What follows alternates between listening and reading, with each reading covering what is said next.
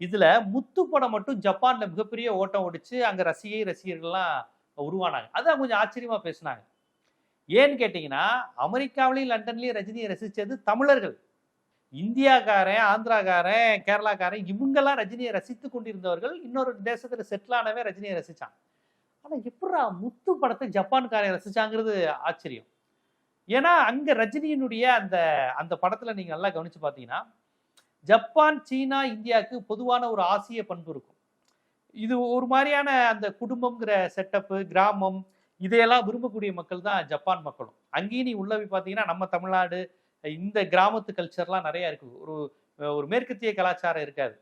ஒரு நுகர்வு கலாச்சாரத்திலருந்து இந்த மாரி பண்பாடு, மண், இயற்கை வளம், இயற்கை வேளாண்மை இந்த மாரி குரூப் எல்லாம் ஜப்பான், சீனாலயும் அதிகம். நம்ம தமிழ்நாட்டோட ரொம்ப லிங்க் ஆகும். இப்ப அந்த உணர்வு உடையவனுக்கு ரஜினிய பார்க்கும்போது, எப்படி தமிழனுக்கு ரஜினி படம் நெருக்கமா இருக்கு?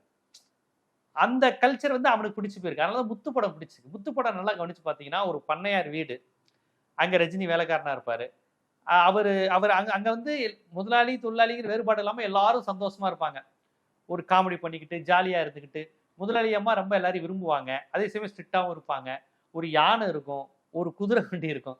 அந்த படம் பார்த்தீங்கன்னா, ஒரு நல்ல ஒரு கிராமத்து கதை சொல்லல். ஒரு ஊர்ல ஒரு வீடு இருந்துச்சா, அப்படிங்கிற ஒரு கான்செப்ட் இருக்குல்ல, அந்த கதை கேட்கிறவங்களுக்கு பிடிக்கும். இந்த கதைய கேட்கறதுக்கு உங்களுக்கு மொழி ஒரு தடை கிடையாது.